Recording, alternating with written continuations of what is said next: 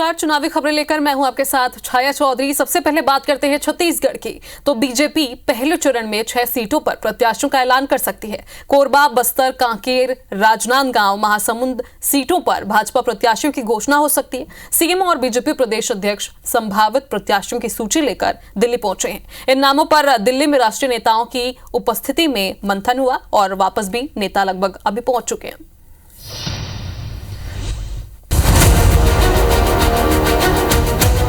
विधानसभा चुनाव की तर्ज पर बीजेपी लोकसभा में भी चुनाव आचार संहिता लगने के पहले अपने प्रत्याशियों की घोषणा कर सकती है। इसे लेकर बैठकों और मंथन का दौर चल रहा है। बुधवार को प्रदेश के सह प्रभारी नितिन नवीन ने मुख्यमंत्री और प्रदेश अध्यक्ष की उपस्थिति में प्रदेश चुनाव समिति की बैठक को लेकर सभी 11 सीटों के लिए संभावित प्रत्याशियों की सूची तैयार की है, जिसमें दुर्ग से विजय बघेल, कोरबा से पूर्व राज्यसभा सदस्य सरोज पांडे, सरगुजा से पूर्व सांसद कमल भान सिंह, रायपुर लोकसभा से सुनील सोनी, संजय श्रीवास्तव, राजनांदगांव से सांसद संतोष पांडे और पूर्व सांसद मधुसूदन यादव का नाम भी शामिल है। बिलासपुर और महासमुंद से साहू समाज से किसी को मौका दिया जा सकता है। चर्चा ये भी है कि बीजेपी विधानसभा में कमजोर रही कोरबा, बस्तर, कांकेर, राजनांदगांव और महासमुंद सीटों पर प्रत्याशी पहले ही ऐलान कर सकती है। लेकिन भारतीय जनता पार्टी अपने जो सुदृढ़ता हमारे नेतृत्व की है, राष्ट्रीय नेतृत्व की, हमारे वरिष्ठ नेताओं की, सभी लोगों को मिलकर जो एक तरीके से भारतीय जनता पार्टी के काम करने की शैली है, जो हमारे कार्यक्रम है, हमारी योजना है, वो बिल्कुल समयबद्ध चरण पर होता है। लोकसभा चुनाव के मद्देनजर संभावित उम्मीदवारों को लेकर अटकलों का बाजार गर्म है, तो दूसरी तरफ सूबे में चुनौती वाली सियासत भी जोर पकड़ रही है। मंत्री केदार कश्यप ने कांग्रेस को चुनौती दी है कि हिम्मत है तो कांग्रेसी कहें किसी एक सीट पर वे जीतेंगे, जिस पर पीसीसी चीफ दीपक बैज ने चुनौती दे डाली कि अगर बीजेपी में हिम्मत है तो सभी 9 सांसदों को लड़ा कर देखें, फिर देखते हैं चुनाव में किसकी जीत होती है। कांग्रेस के लोग के हिम्मत है कि किसी सीट में वो कहे कि हम यहाँ पर जीत के ही आएंगे। कांग्रेस के लोगों के पूरी तरीके से ताकत ख़त्म हो चुकी है और उनका वो जो जादुई तथा उनके तोते उड़ गए हैं और उसके कारण से अब उनकी स्थिति मरणासन हो गई और वो अब उबरने की स्थिति में नहीं है। क्या उनके पास टिकट मांगने का हक है? क्या हम पूछना चाह रहे हैं? क्या उनके 9 सिटिंग सांसद है, क्या उनको टिकट दे रही है? उनके पास तो लोकतंत्र है ही नहीं, टिकट मांगने का हक नहीं है। जो मोदी और जो साथ तय करेंगे वही भारतीय जनता पार्टी में होगा। बहरहाल मिशन 11 विजय के लिए बीजेपी कांग्रेस एक दूसरे को खुला चैलेंज दे रहे हैं। वैसे इतिहास के पन्ने पलटाएं तो आंकड़े से पता चलता है कि पृथक छत्तीसगढ़ बनने के बाद से ही बीजेपी लोकसभा चुनाव में कांग्रेस पर 20 साबित हुई है। वैसे कांग्रेस इस बार इतिहास बदलने को आतुर है तो बीजेपी 100% सीट जीतने को बेताब दिखती है। ऐसे में ऊंट किस करवट बैठेगा, ये बड़ा सवाल है। राजेश मिश्रा, IBC 24, रायपुर। अब बात करते हैं मध्य प्रदेश की। तो मध्य प्रदेश की 29 लोकसभा सीटों पर दावेदारों का पैनल तैयार हो गया है। कुछ सीटों पर सिंगल नाम है, कुछ सीटों पर 2 नाम है। जिस तरह विधानसभा चुनाव में बीजेपी के केंद्रीय नेतृत्व ने चौंकाया था, ठीक उसी तरह लोकसभा में भी बीजेपी हाईकमान चौंका सकता है। हाईकमान का भरोसा नए चेहरों और महिला प्रत्याशियों पर दिख रहा है। अगर ऐसा हुआ तो जाहिर है कि मध्य प्रदेश के कई मौजूदा सांसदों के टिकट भी कट सकते हैं।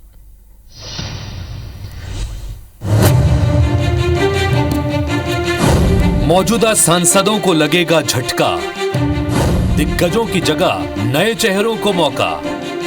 24 का चुनाव 23 वाला फॉर्मूला। एमपी में बीजेपी एक बार फिर राजनीतिक पंडितों को चौंकाने की तैयारी में है। सूबे की 29 लोकसभा सीटों के लिए बुधवार को दिल्ली में मंथन हुआ। चर्चा है कि बीजेपी हाईकमान नए चेहरों और महिला प्रत्याशियों पर दांव लगाकर फिर चौंका सकती है। खबर यह भी है कि 3 बार या उससे अधिक बार के सांसदों का टिकट काटा जा सकता है। 2023 विधानसभा चुनाव में 7 सांसदों को चुनाव लड़ाया गया। इनमें 2 सांसद गणेश सिंह और फग्गन सिंह कुलस्ते चुनाव हार गए। बचे 5 विधायक चुने गए। अब पार्टी इन 7 सीटों के साथ साथ कुल 10 नए चेहरों को मौका दे सकती है। संकेत यही है कि पुराने चेहरों को उतारने से पार्टी परहेज करेगी। प्रदेश नेतृत्व ने 29 लोकसभा सीटों पर दावेदारों के नाम के पैनल केंद्रीय नेतृत्व को सौंप दिए हैं। अब केंद्रीय चुनाव समिति की मुहर के बाद नाम घोषित होंगे। फिर शीर्ष हमारा जो पैनल है पार्लियामेंट्री बोर्ड उस पर उचित निर्णय लेगा।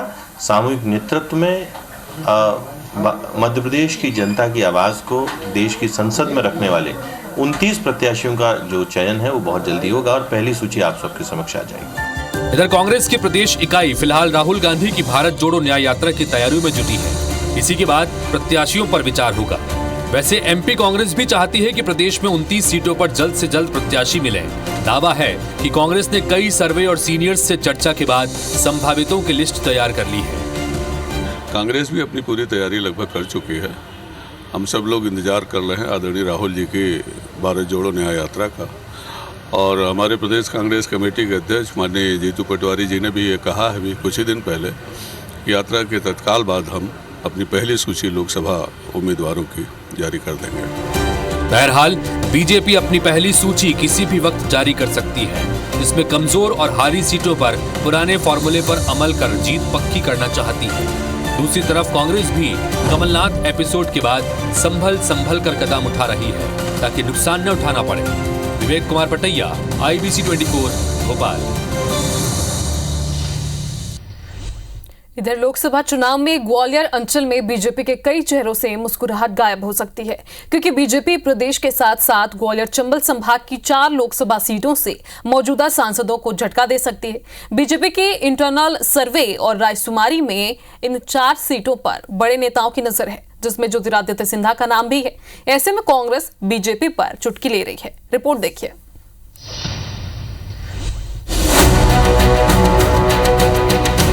ग्वालियर चंबल की 4 लोकसभा सीटें, जिनमें मौजूदा सांसदों की टिकट खतरे में है। इनमें ग्वालियर से मौजूदा सांसद विवेक शेजवलकर हैं। यहां से जिन नए नाम की चर्चा है उनमें जयभान सिंह पवैया, ज्योतिरादित्य सिंधिया, नरोत्तम मिश्र और यशवंत इंद्रापुरकर शामिल हैं। वहीं भिंड की मौजूदा सांसद संध्या राय है। नया नाम लाल सिंह आर्य, सुमन राय, इमरती देवी और घनश्याम पिरोनिया का चर्चा में है।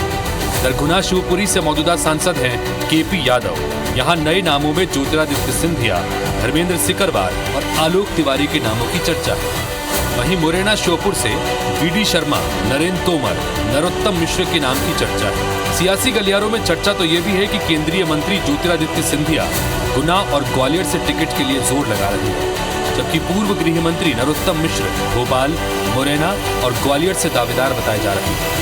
प्रदेश भाजपा अध्यक्ष VD शर्मा भी भोपाल और खजुराहो से टिकट पर नजर गड़ाए हुए हैं। दिल्ली में केंद्रीय चुनाव समिति नामों के पैनल पर विचार कर रही है। बीजेपी के वर्तमान सांसद टिकट कटने की बात को अफवाह बता रहे हैं, तो कांग्रेस चुटकी ले रही है। पर इस तरह की कोई बात मेरे ख्याल से अभी हम लोगों के साथ तो नहीं हुई है। बाकी पार्टी तय करेगी और पार्टी की जो कमेटी है, पार्लियामेंट्री बोर्ड है, वो टिकटों के बारे में तय करता है। और मुझे योजना 29 सीटें मध्य प्रदेश जीतने की बनाई जा रही है।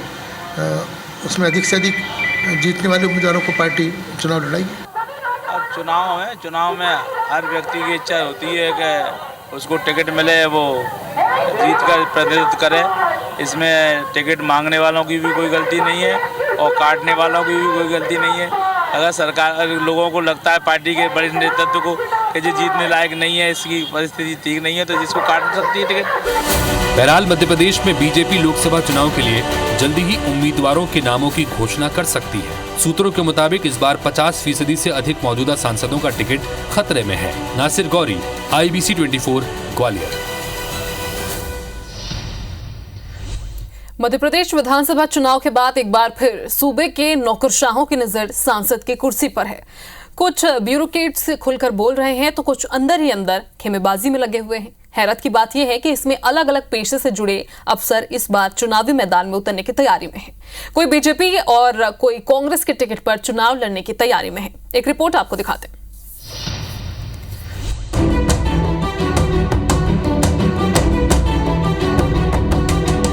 मध्य प्रदेश के 2 दर्जन सीटों पर प्रशासनिक सेवा से जुड़े अफसर चुनाव लड़ने की तैयारी में हैं। इनमें collector, deputy collector, IFS, doctor, professor और IPS अफसर शामिल हैं। इनमें Purushottam Sharma, special DG Madhya Pradesh police, Morena Sheopur से बीजेपी के टिकट पर चुनाव लड़ना चाहते हैं। सीनियर IAS वेद प्रकाश शर्मा और रविंद्र मिश्रा ने हाल ही में बीजेपी ज्वाइन की है और चुनाव लड़ना चाहते हैं। इसी तरह डिप्टी कलेक्टर निशा बांद्रे कांग्रेस की टिकट पर चुनाव लड़ना चाहती हैं।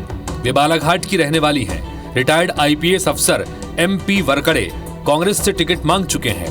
2018 में डीआईजी पद से रिटायर हुए हैं। वरद मूर्ति मिश्रा IAS की नौकरी छोड़ राजनीतिक पार्टी बना चुके हैं।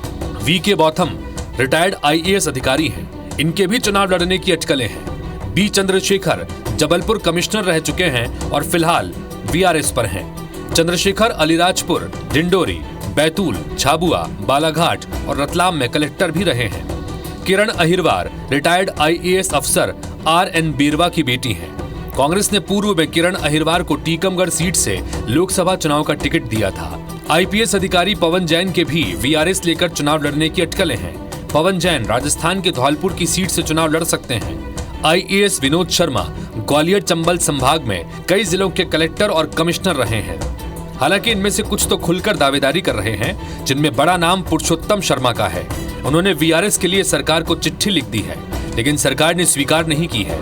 बावजूद इसके वो मैदान में हैं और अपने स्वयं के 3 चुनावी ऑफिस संचालित कर रहे हैं।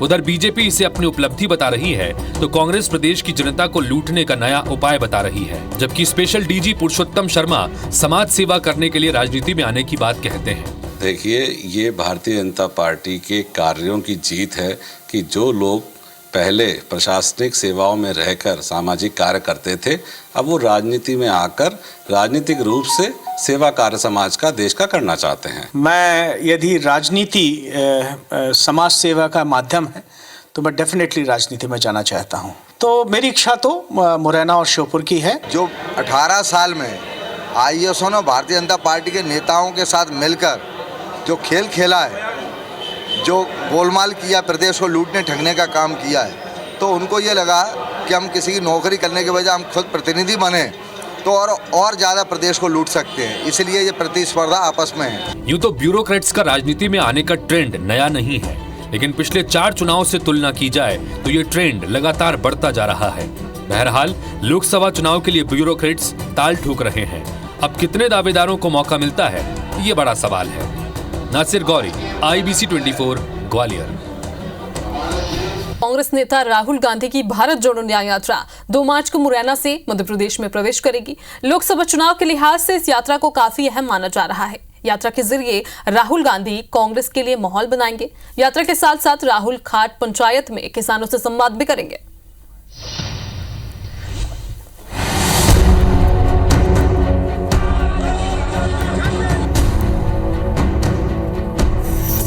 मुरैना, ग्वालियर, शिवपुरी, गुना, ब्यावरा, शाजापुर, मक्सी, उज्जैन, बदनावर, रतलाम और सैलानाल।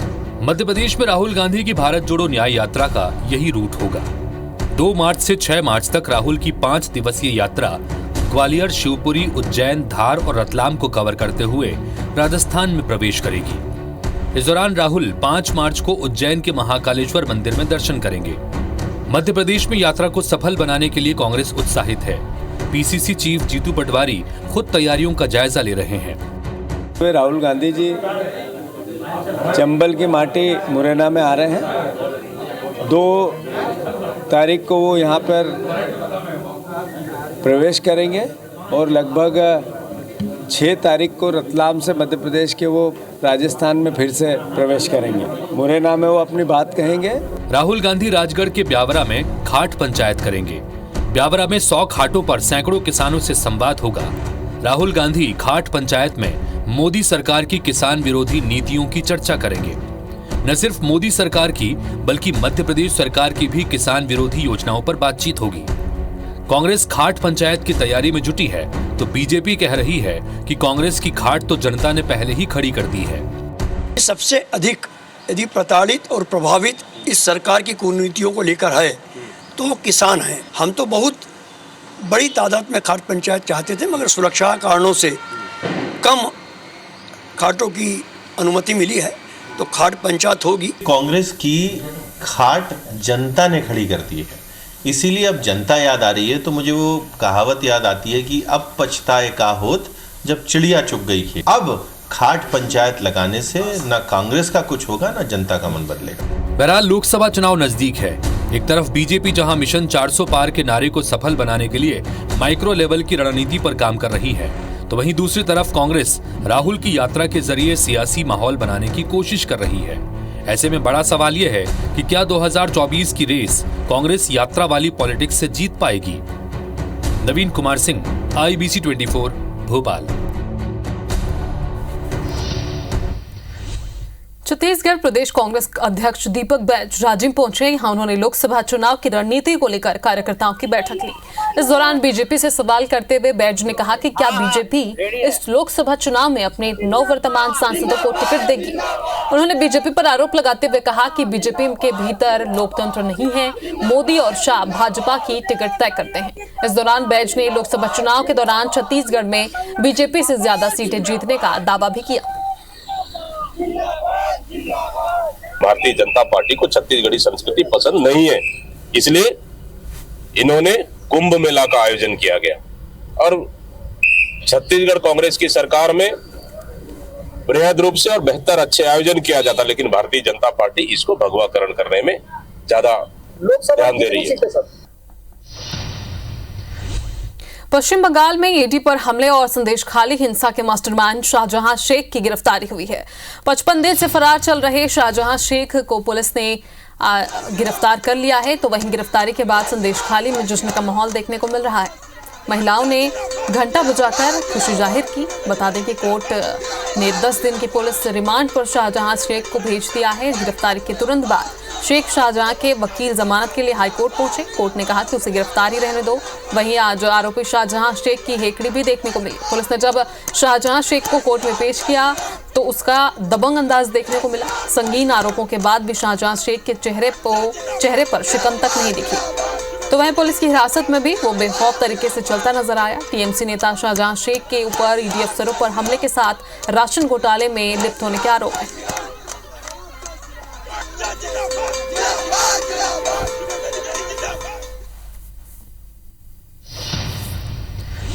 तो इधर पीएम मोदी ने रिमोट का बटन दबाकर मध्य प्रदेश के लिए 17,500 करोड़ रुपए की परियोजनाओं का वर्चुअली लोकार्पण और भूमि पूजन किया।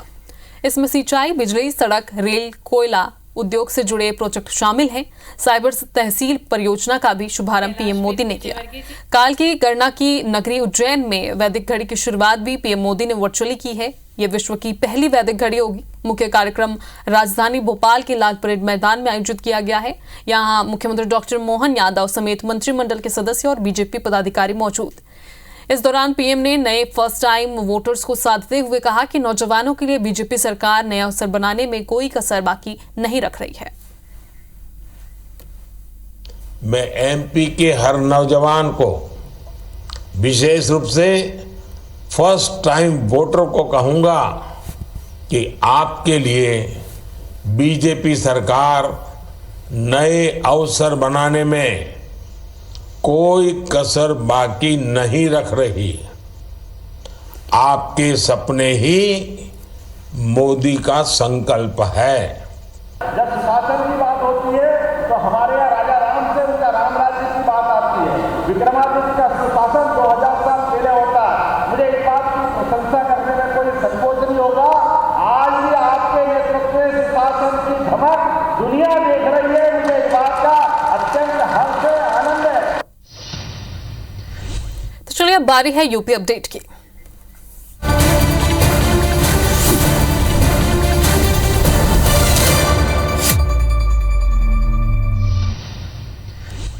यूपी में अगले 2 से 3 दिनों के भीतर योगी कैबिनेट का विस्तार होने की संभावना है। चर्चा यह है कि इस कैबिनेट विस्तार में ओम प्रकाश राजभर, बीजेपी नेता दारा सिंह चौहान सहित आरएलडी से एक चेहरे को कैबिनेट में जगह मिल सकती है। उत्तर प्रदेश में आज से गेहूं की सरकारी खरीदी शुरू हो जाएगी जो 15 जून तक चलेगी। सरकार ने 2275 रुपए प्रति क्विंटल गेहूं का समर्थन मूल्य निर्धारित किया है। योगी सरकार ने निर्देश दिया है कि इस दौरान किसानों को किसी प्रकार की परेशानी नहीं होनी चाहिए। भारत निर्वाचन आयोग के 3 सदस्यीय टीम के दौरे का आज दूसरा दिन है। आज विधानसभा के तिलक हॉल में मुख्य निर्वाचन आयुक्त राजीव कुमार ने कॉफी टेबल बुक का विमोचन किया। निर्वाचन आयुक्त प्रदेश भर के जिला अधिकारियों और मंडल आयुक्तों के साथ समीक्षा बैठक करेंगे। बुलंदशहर में कर्ज तक नशे के अवैध धंधे का हिस्सा रही महिलाओं ने समूह बनाकर व्यापार का आगाज किया। महिलाएं रंग, गुलाल, पिचकारी, बैग और खिलौने बनाकर परिवार का लालन पालन कर रही हैं। बुलंदशहर पुलिस लाइन में महिलाओं ने अलग अलग स्टॉल सजाकर नेक जिंदगी जीने का संदेश दिया। यूपी में मौसम तेजी से करवट ले रहा है। आज भी 24 शहरों में बारिश का अलर्ट है। मौसम विभाग ने गरज चमक के साथ तेज बारिश की संभावना जताई है। 40 किलोमीटर की रफ्तार से हवाएं चलेंगी। अब 4 दिन तक मौसम ऐसा ही रहेगा। उत्तर प्रदेश और उत्तराखंड की हर खबर को जानने के लिए IBC 24 यूपी UK को सब्सक्राइब करें और नोटिफिकेशन बेल दबाना ना भूलें। तो चलिए चुनावी खबरों में फिलहाल अभी के लिए इतना ही, लेकिन देश और दुनिया के तमाम खबरें जानने के लिए देखते रहिए IBC 24। नमस्कार।